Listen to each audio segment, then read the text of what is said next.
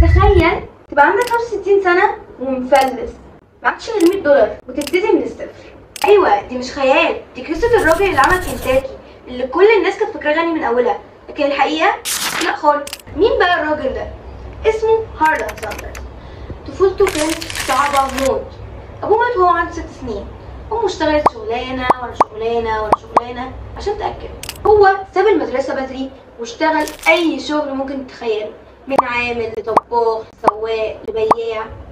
يوم كده وهو عنده حوالي 40 سنة فتح بنزينة على الطريق السريع في ولاية اسمها كنتاكي، وابتدى يطبخ الفراخ بخطوته السرية اللي هي 11 نوع توابل محدش يعرفهم لحد النهارده.